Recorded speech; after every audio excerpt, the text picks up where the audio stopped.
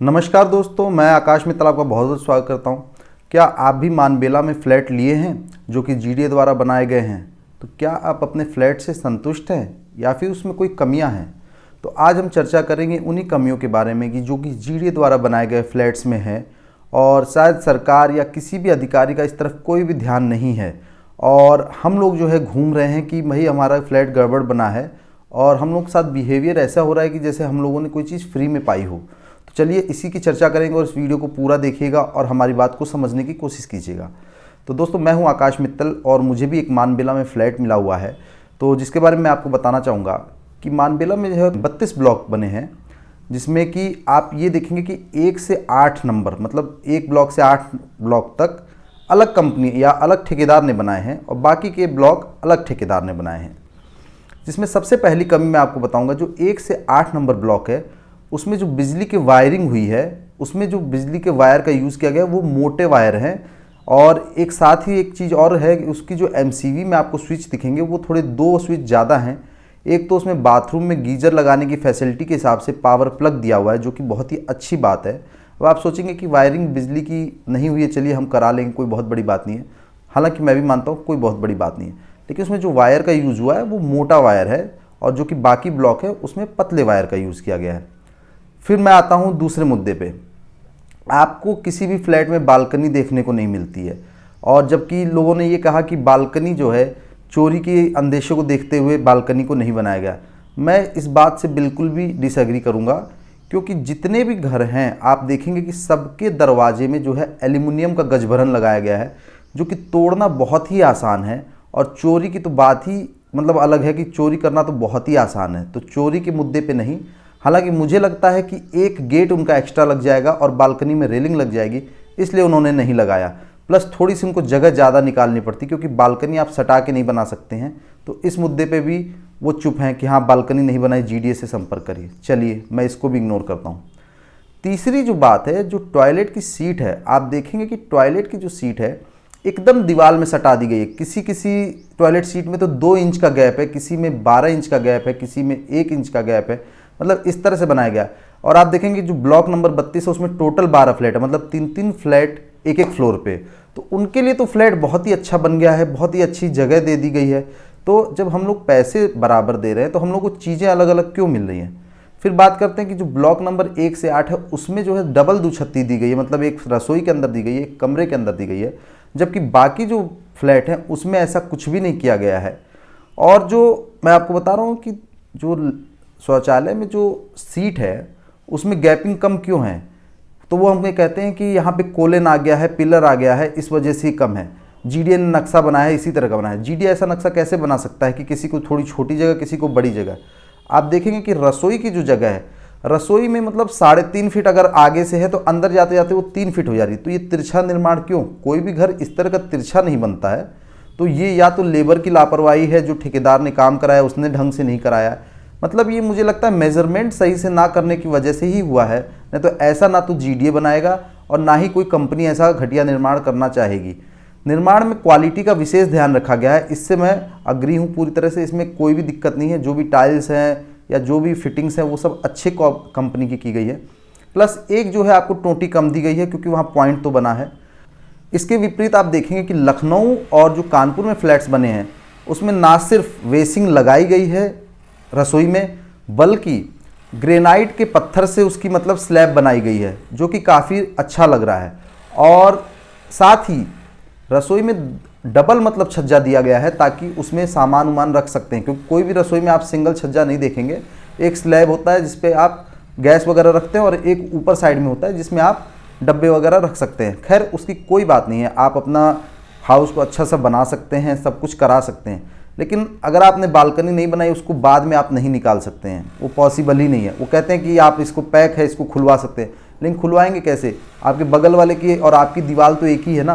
तो ये एक तरह से लापरवाही की गई है और इस विषय में किसी भी अधिकारी का या किसी का मतलब इतना ध्यान नहीं गया, क्योंकि उन्हें खुद तो रहना नहीं है।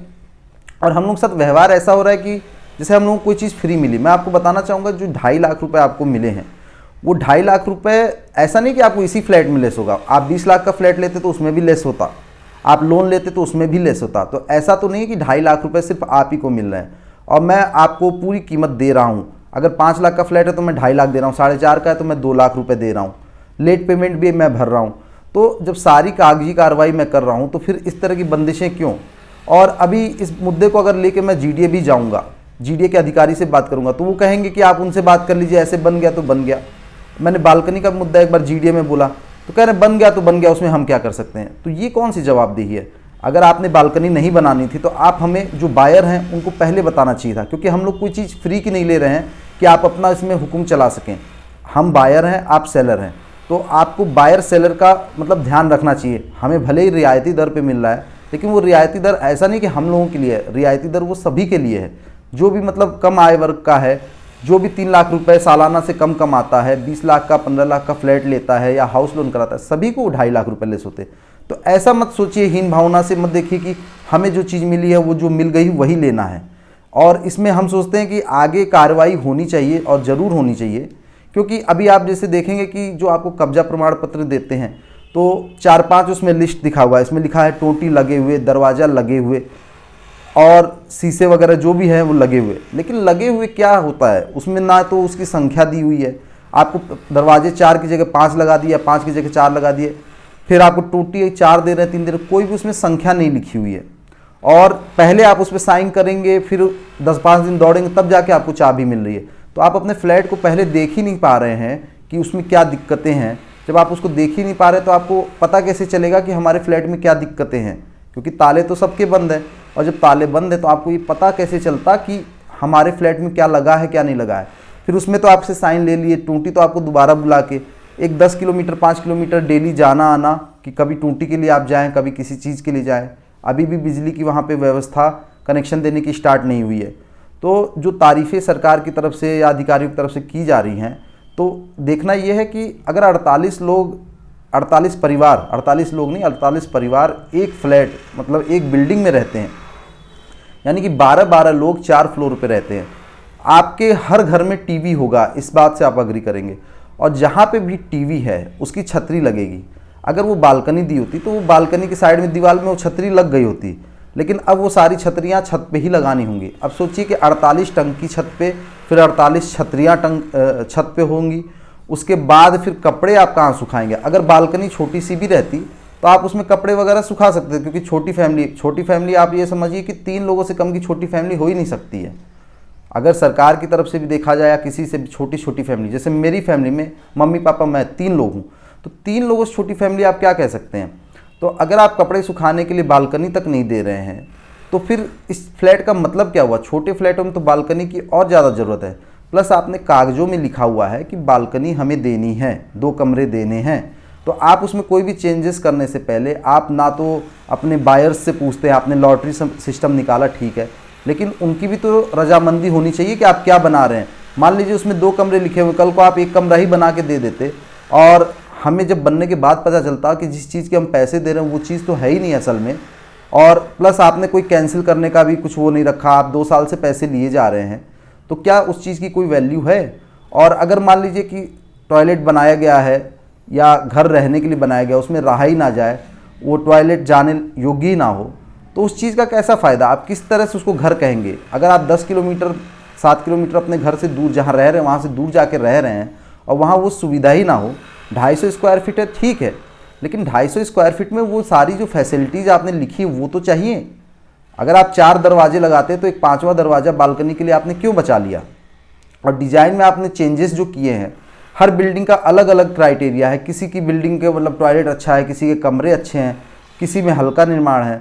अब कहते हैं कि 1500 घर है तो 1500 फ्लैट्स हम सारे जाके नहीं देखेंगे। आप क्यों नहीं देखेंगे? आपको जाना है, देखना है। एक तो सारे फ्लैट गंदे पड़े हैं, किसी भी फ्लैट को सफाई करके नहीं दिया गया, सब में आपको पेंट के छींटे मिलेंगे, नाली की मिट्टी निकाल के आपको पड़ी हुई है। मैं खुद गया तो वहाँ पे एक अधिकारी को लेके साथ में, तो पहले तो उन्होंने कहा कि टॉयलेट पे जैसा हो ही नहीं सकता कि हम लोग अलग अलग बना दें। फिर जब उन्होंने देखा तो उन्होंने कहा देखिए कोलन है, इसको तोड़ना मुश्किल है, ये हो ही नहीं सकता है। तो मैं कहता हूँ अगर हो ही नहीं सकता तो आप मेजरमेंट लेके जो नाप रहे हैं, आपको वो इशू डिस्कस करना चाहिए था, क्योंकि बनने से पहले आप लोग अलाउ नहीं कर रहे थे हम लोगों को जाने का। तो फिर अब वो चीज़ कैसे है? अगर मान लीजिए वो चीज़ कमरे में थोड़ी होती तो मैं उसको मैनेज भी कर लेता, लेकिन टॉयलेट में है। फिर जो गंदगी थी पड़ी हुई, तो फिर उन्होंने देखा तो उन्होंने कहा हम साफ़ कराते हैं, तो 2-3 घंटे की मशक्क़त के बाद किसी को बुलाया, उस चीज़ को साफ़ कराया मैंने। तो ये सारी चीज़ें देखने वाली हैं कि इस चीज़ का सॉल्यूशन क्या है। आपने मकान दे दिए, चाबी की दे के फ़ोटो खिंचवा के वीडियो बना लिया कि हाँ भाई हमने इतने लोगों को घर दे दिया, लेकिन वो घर में से आज भी वो लोग रह नहीं पा रहे हैं क्योंकि अभी बिजली की व्यवस्था नहीं। बिजली की व्यवस्था मैं मानता हूँ 10-15 दिन में हो जाएगी, रहने लायक हो जाएगा, लेकिन जो वहाँ की खामियां हैं, बालकनी मेन इशू रहेगा, प्लस जो मैं बता रहा हूँ टॉयलेट की सीट, ऐसा नहीं कि वो मेरी ही समस्या है, कम से कम 100-200 फ्लैटों की वो समस्या है। किसी की 2 इंच, किसी की 10 इंच, किसी की 7 इंच, और 32 नंबर वाली बिल्डिंग में तो सब कुछ अलग ही है, मतलब एकदम खुला खुला। तो ये चीज़ें आखिर चेंजेस क्यों हैं? किसी का फ्लैट एकदम चमकता हुआ, किसी का एकदम कबाड़ कर दिया, किसी के फ्लैट में सीलन आ रही है। अभी रहने से पहले ही दिक्कतें, रहने के बाद की तो दिक्कतें अभी हम बता ही नहीं सकते किस तरह की दिक्कतें हो सकती हैं।